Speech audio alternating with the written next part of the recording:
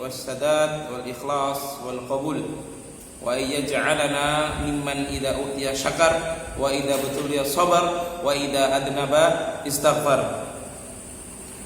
Taib, insyaallah pada malam hari ini kita melanjutkan muqaddimah dari kitab Bulughul Maram bab izalatin najasah, bab menghilangkan najis. Pada pertemuan ini kita akan membahas tentang najis, di antara najis-najis ainiyah atau sesuatu yang dikategorikan oleh syariat ini sebagai najis. Yang pertama adalah al-baul atau air kencing. Air kencing manusia. Yang air kencing manusia ini tidak ada pengecualian, baik wanita maupun laki-laki, tua maupun muda, kecil maupun besar, statusnya adalah najis kecuali air kencing bagi laki-laki yang belum makan apapun kecuali ASI.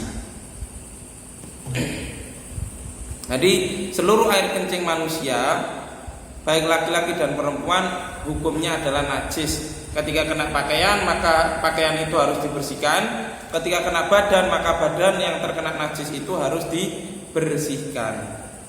Dalilnya yakni hadis yang diriwayatkan oleh Anas bin Malik radhiyallahu anhu dari Imam Muslim tentang kisahnya orang Arab Badui yang dia itu kencing di masjid.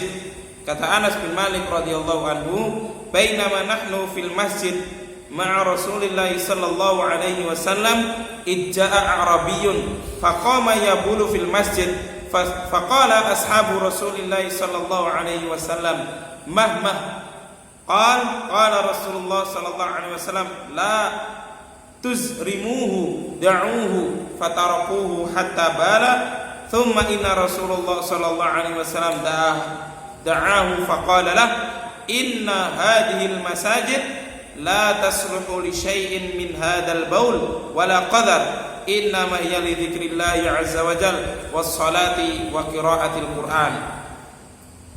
Kata Anas bin Malik, suatu ketika kami bersama Rasulullah sallallahu alaihi wasallam di masjid dan datanglah orang Arab Badui. Ternyata orang Arab Badui itu berdiri kemudian kencing di masjid. Maka para sahabat ingin menghentikan orang Arab Badui tadi. Tapi kata Rasulullah sallallahu alaihi wasallam, beliau mengatakan la tuzrimuhu da'uhu. Kamu jangan mencegahnya. Biarkan orang Arab Badui itu menyelesaikan kencingnya. Fatarakuhu hatta bala, maka para sahabat Rasulullah sallallahu alaihi wasallam pun membiarkan orang Arab Badui itu sampai kencingnya tuntas. Kemudian Rasulullah sallallahu alaihi wasallam memanggil orang Arab Badui tadi, "Wahai orang Arab Badui, sini. Inna hadhil masajid, bahwasanya masjid-masjid ini tidak layak untuk dipakai sesuatu apapun kecuali tidak boleh dipakai untuk kencing atau untuk berak." Maksudnya tempat masjid tadi, bukan di bagian kamar mandinya atau WC-nya. Innama hiya li dzikrillahi azza wa jalla was salati wa qiraatil Qur'an. Masjid itu dipakai untuk berzikir kepada Allah, salat dan membaca Al-Qur'an. Kemudian qala fa amara rajulan minal qaum faja'a bidalwin min ma'in fashadnahu alaihi. Maka Rasulullah sallallahu alaihi wasallam memerintahkan sahabatnya untuk mengambil air dan kemudian menyiram bekas air kencing orang Arab Badui tadi. Dulu karena di zaman Rasulullah sallallahu alaihi wasallam masjidnya masih berupa tanah, maka cara menghilangkan najisnya ya dengan cara diguyur. Tapi kalau sekarang karena masjid kita ini sudah memakai lantai atau memakai keramik, maka tidak bisa kita guyur. Maksudnya tidak bisa kita guyur itu, kita boleh mengguyurnya, tapi jangan sampai justru malah membuat air kencing tadi justru malah melebar ke tempat yang lain. Paham ya? Jadi maka caranya ketika misalkan ada salah seorang dari santri TPA yang kencing, ngompol misalkan, maka cukup di tempat yang kena kencing tadi dilap dulu, baru kemudian disiram dengan menggunakan air atau dipel. Itu saja, cukup di areanya tadi, tidak perlu disiram. Kalau disiram, lantai kita ini kan keramik, otomatis nanti airnya akan melebar, otomatis najisnya pun malah melebar. Paham? Jadi hadis ini jangan dipahami secara dohirnya. Oh, ini hadisnya menyiram, ada orang Arab Badui kencing di masjid, kemudian air bekas kencingnya disiram dengan air. Nah, kemudian antum menyiram bekas kencing di masjid yang sudah menggunakan keramika. Ini keliru. Paham? Paham ya? Jadi yang pertama, benda najis atau najis ainiyah adalah al-baul, air kencing. Yang kedua adalah al-ghaid, BAB, kotorannya manusia.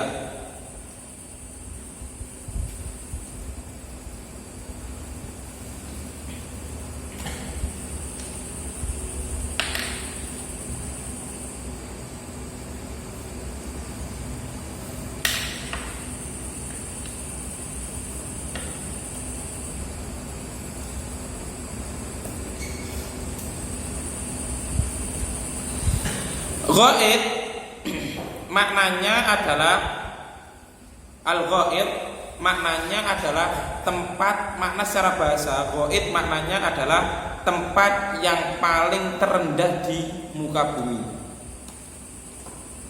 Ghaid.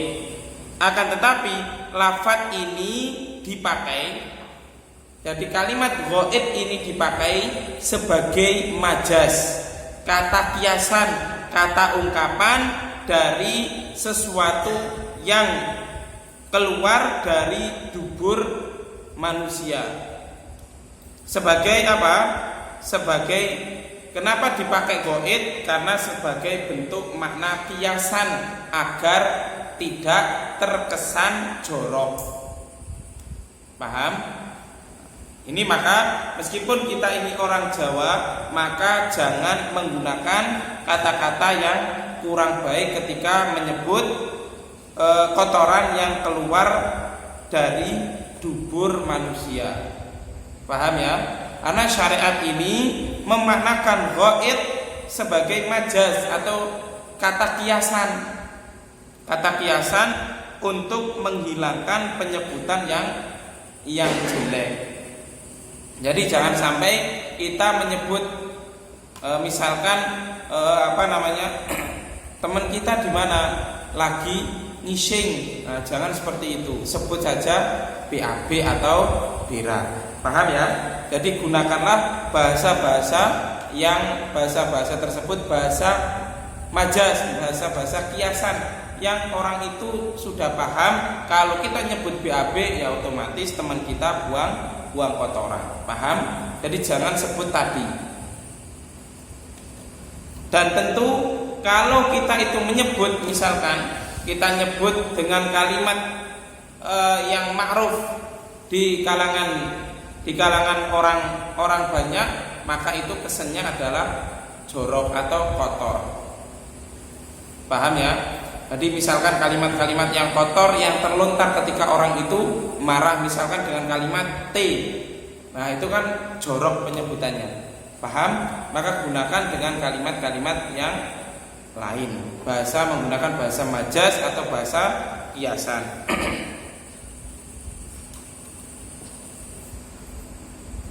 Paham ya? Ada pertanyaan sampai sini? Ya. Kalau misalnya dari laki-laki yang tidak minum ASI tapi minum susu selain ASI, itu masih dihukumi najis.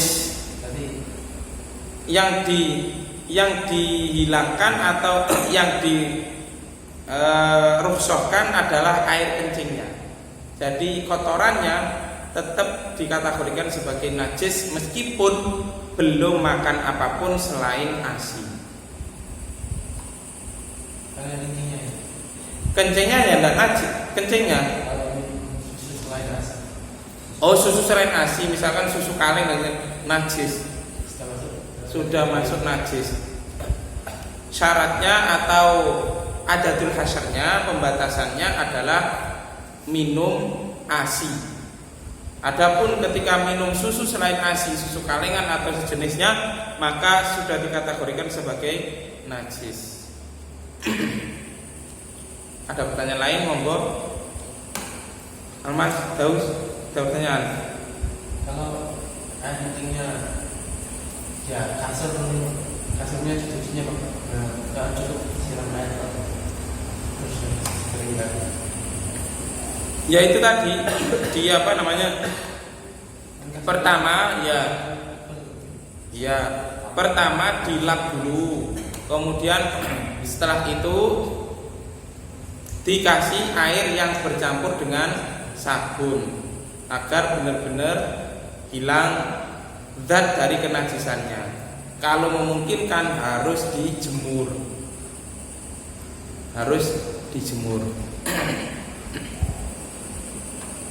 Ada pertanyaan lain?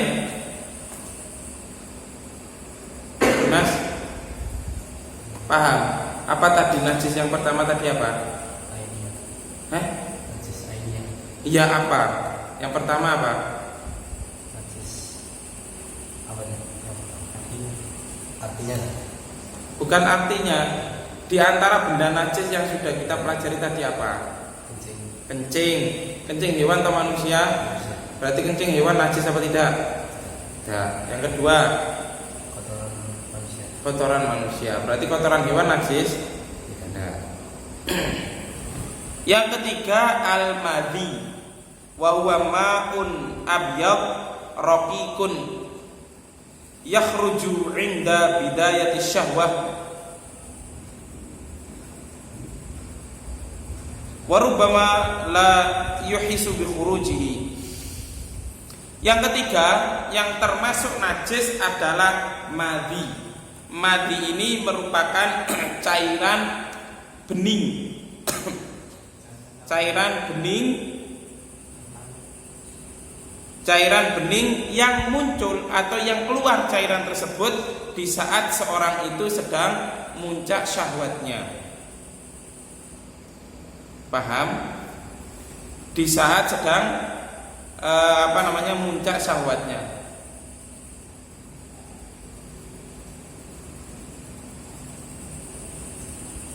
Dan terkadang munculnya madhi tersebut terkadang tidak disadari oleh orang yang mengeluarkannya. Terkadang seperti itu. Mungkin karena dia itu memikirkan sesuatu, kemudian tidak terasa tiba-tiba di celana dalamnya ada bekas air bening yang cairan bening yang kental, maka ini adalah madhi. Tapi kalau cairan putih, bukan bening tapi putih kental, maka ini namanya adalah mani, bukan madhi. Jadi harus bisa membedakan antara mani dengan madhi. Kalau mani suci, kalau madhi najis.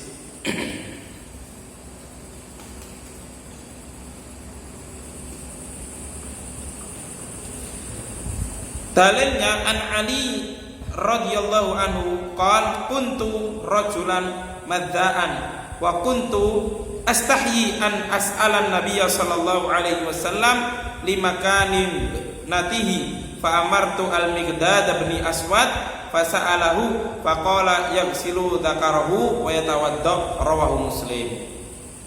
Dalilnya Ali radhiyallahu anhu pernah mengeluarkan madhi.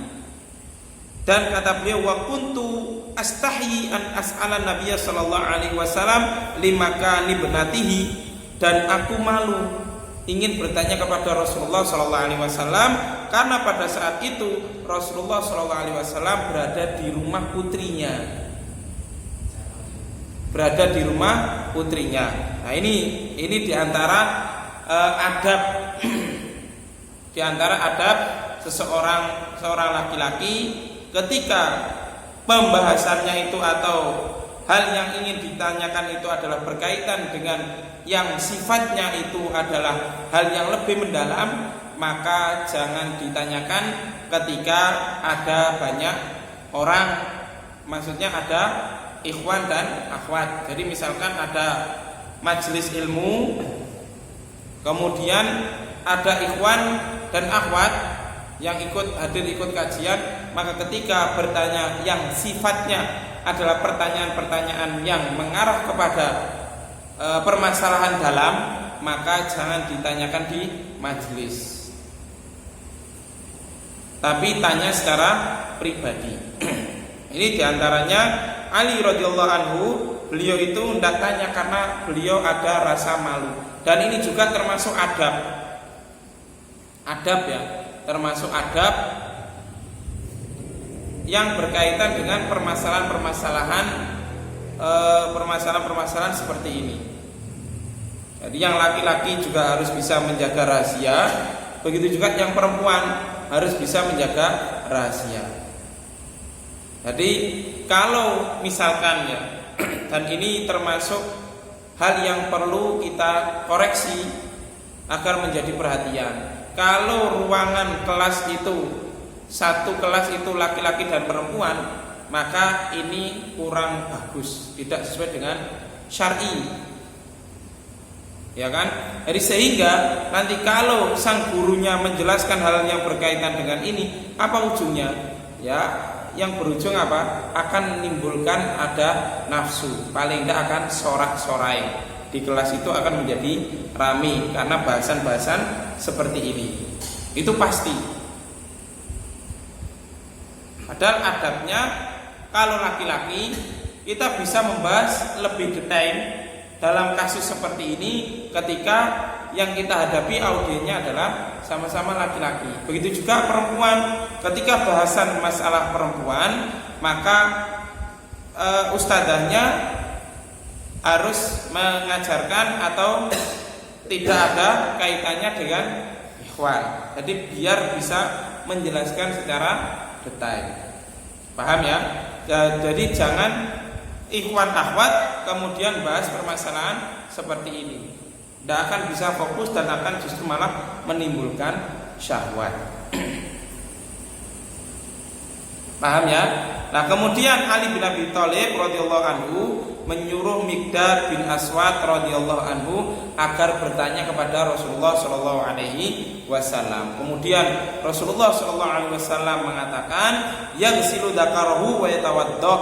Orang yang mengeluarkan madi, karena madi itu najis, maka dia itu harus membersihkan kemaluannya dan dia itu berwudu ketika ingin sholat. Adapun pakaian yang kena madi tadi bisa diganti atau bisa dicuci atau bisa dibersihkan bagian yang terkena madi tadi. Selama zat kenajisannya itu sudah tidak ada, maka boleh dipakai.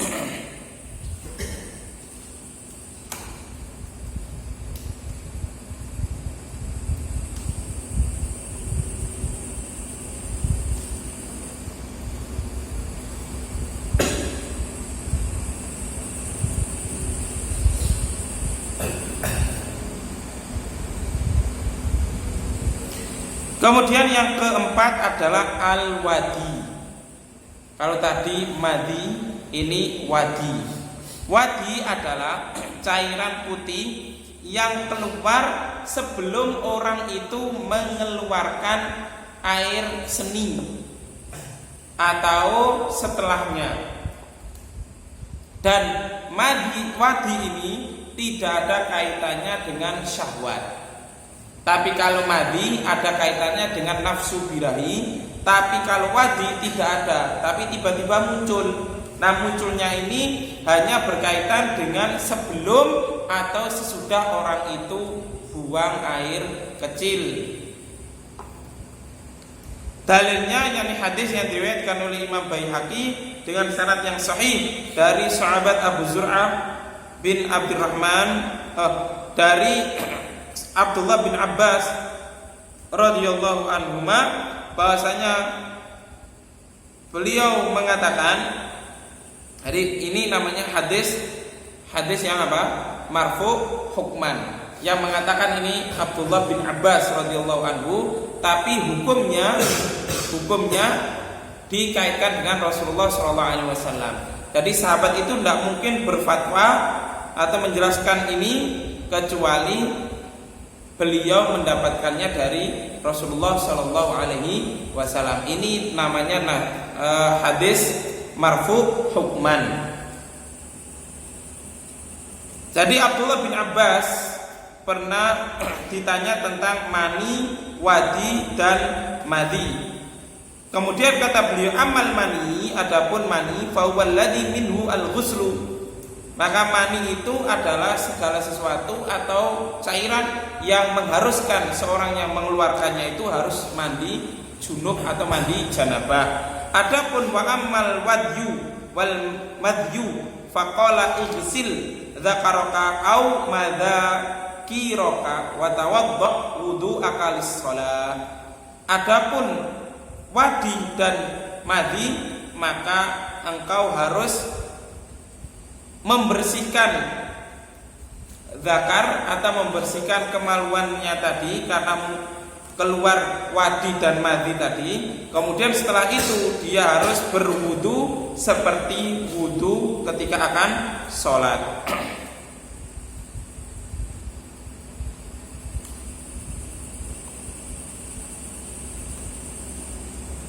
Kemudian yang kelima yang termasuk najis adalah al-qai'u.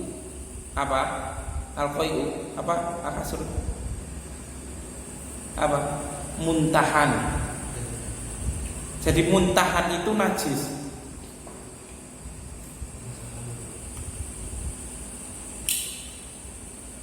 Jadi ketika ada orang yang muntah, kalau mengena kepada pakaian kita, ya maka pakaian kita harus kita cuci atau kita bersihkan. Kalau kena tangan kita, ya tangan kita harus kita cuci.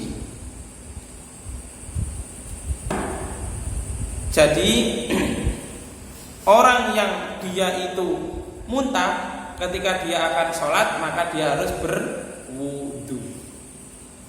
Nah, ini yang terkadang tidak kita sadari. Habis muntah langsung sholat. Dan muntah itu adalah najis. Muntah al-qai'u adalah huwa al-khariju minat ta'am ba'da istiqrarihi fil ma'idati. Muntahan adalah makanan yang keluar dari mulut setelah makanan itu sudah berada di perut, fil ma'idati. Fadhahaba 'amatul ulama minas salaf wal khalaf annahu najasatun wa huwa qaulul madzahibi al-arba'ah wa dhahiriyah wa Syekhul Islam Ibnu Taimiyah wa Ibnu Qayyim wa ghairihim. Muntahan termasuk najis, ini merupakan pendapat fadhahaba, berpendapat. Jadi maknanya bukan pergi tapi berpendapat.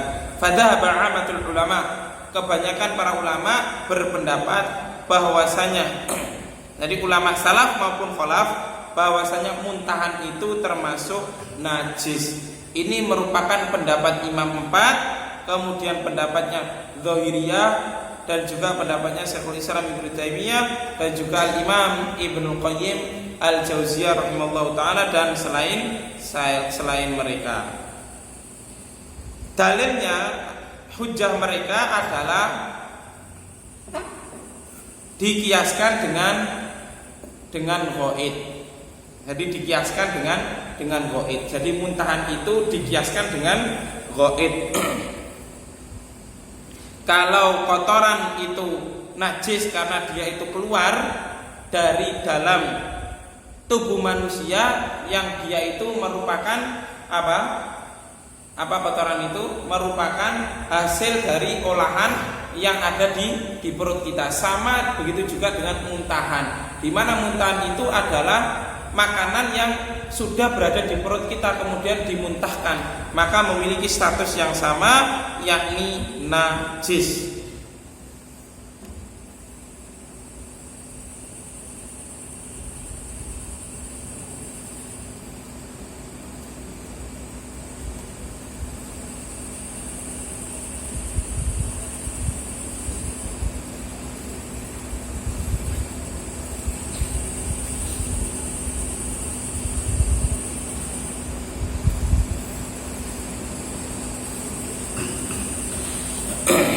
Kemudian yang keenam yang termasuk najis adalah ad-damu, darah.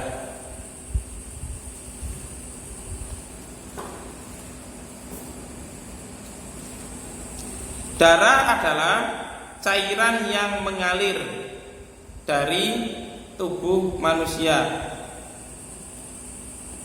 atau dari tubuh hewan.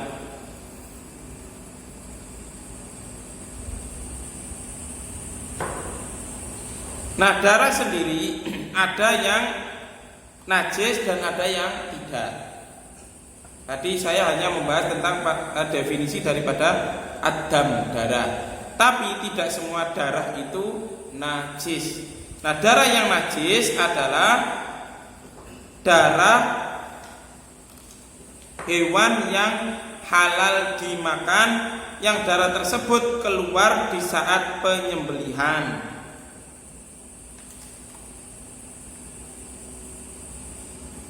Jadi darah yang memancar. Adapun darah yang dia itu menempel di daging, maka ini tidak najis. Jadi darah hewan yang memancar saat penyembelihan, itulah darah yang najis. Jadi misalkan kemarin itu ketika antum menyembelih hewan kurban, kemudian tercirpat tangannya atau apanya, maka harus dibersihkan terlebih dahulu, termasuk juga ketika terkena pakaian. Syekh bin Baz rahimallahu taala pernah ditanya, hal tasihhu salatu bi thiyabi al-muntakhah bidamil hadi wa man shalla wa biha dama famada alaihi. Kata beliau, athiyab yajibu ghusluha au ibdaluha la yusalli fiha. Kata Syekh bin Baz, beliau pernah ditanya, apakah sah sholat orang yang memakai pakaian yang di situ terkena bekas atau cipratan darah hadyu, darah sembelihan ketika berhaji. Jadi menyembelih kan otomatis darahnya itu kan memancar. Bagaimana hukumnya ya Syekh ketika darah hadyu tadi terkena baju dan bajunya dipakai untuk sholat? Kata Syekh bin Baz rahimahullah ta'ala, bajunya harus dicuci terlebih dahulu atau diganti. Jadi baju yang terkena bekas darah tadi harus dibersihkan dulu dengan air sampai warna darahnya hilang, kalau bisa hilang warnanya. Tapi kalau putih, bajunya putih, warnanya tidak bisa hilang, maka ini kemarin sudah kita bahas termasuk hal yang dimakfu, yang dimaafkan selama zat kenajisannya, baunya dan rasanya sudah hilang.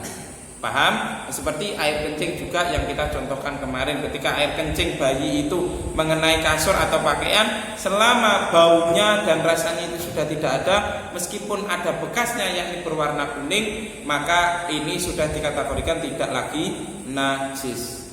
Paham?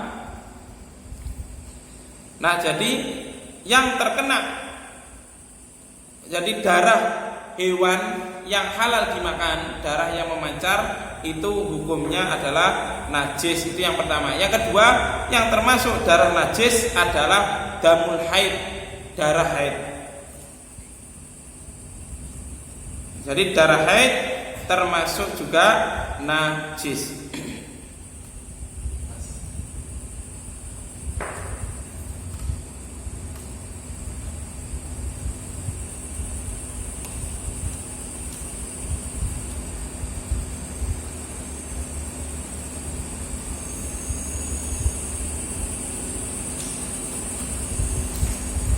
Adapun selain darah haid maka tidak najis untuk darah manusia.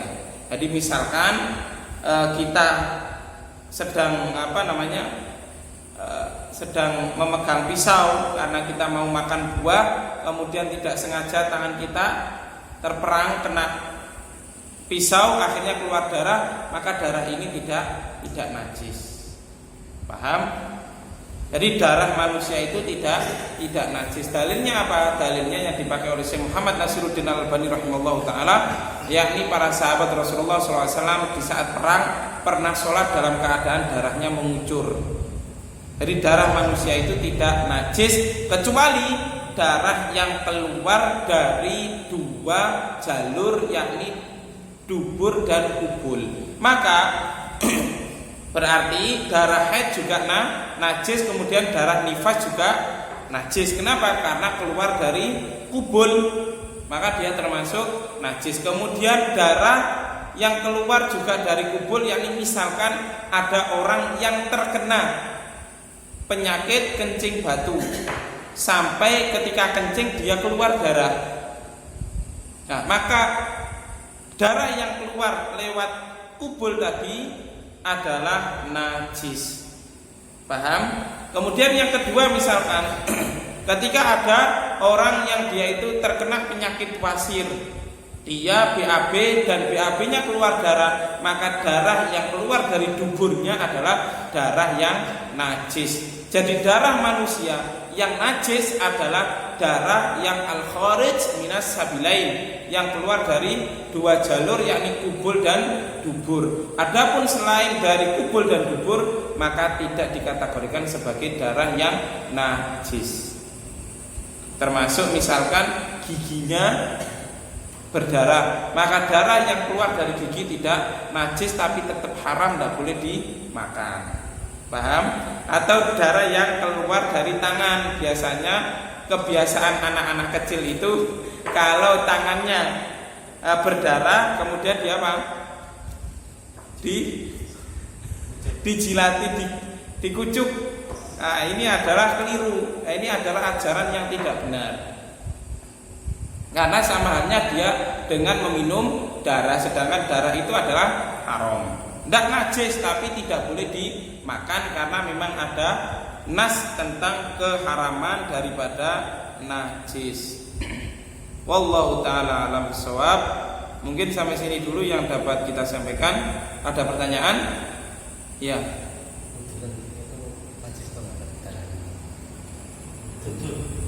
Kayak nanah itu ya, ada nanahnya.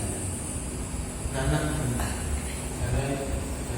Ya, jadi kalau darahnya ya tidak najis, darahnya tidak najis.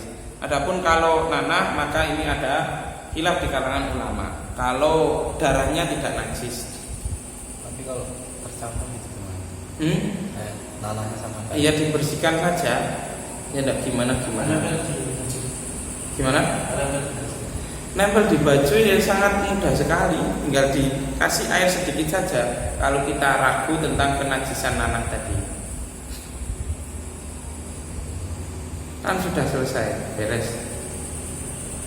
Ada pertanyaan lain, monggo? Tapi itu kalau misalnya pas sholat kan kadang-kadang apa ya, kayak di lutut gitu keluar itu. Bahkan darah tidak najis. Tadi kan sudah saya sebutkan bahwasanya para sahabat Rasulullah SAW pernah sholat dalam keadaan darahnya mengucur. Yang namanya mengucur ya pasti kena pakaiannya, tapi tetap dipakai untuk sholat. Tapi kalau ada nanahnya gimana? Hah? Ada nanahnya. Tidak jadi masalah.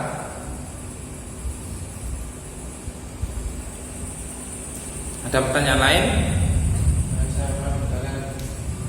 baca itu tanya kalau menyengaja untuk keluarnya darah itu najis. Apanya? Misalnya tujuh terus pas sudu dikasih tahu itu bakalan. Wallahu ta'ala alam bisawab. Itu adalah pendapat yang aneh menurut saya. Jadi karena secara datnya itu darah yang keluar dari manusia kecuali dari dua jalur itu tidak najis, maka dikeluarkan dengan cara apapun juga tidak najis. Paham? Jadi sama halnya dengan muntahan. Muntahan itu secara zatnya najis, keluar dengan sendirinya atau kita paksa untuk keluar ya tetap najis, tidak akan bisa merubah status hukum daripada kezatnya. Kecuali kalau darah tadi bercampur dengan najis maka bisa dikategorikan sebagai najis. Paham? Kalau zatnya suci maka dia tidak akan bisa berubah menjadi najis hanya karena sebab kecuali bercampur dengan benda najis. Allahu a'lam bishawab.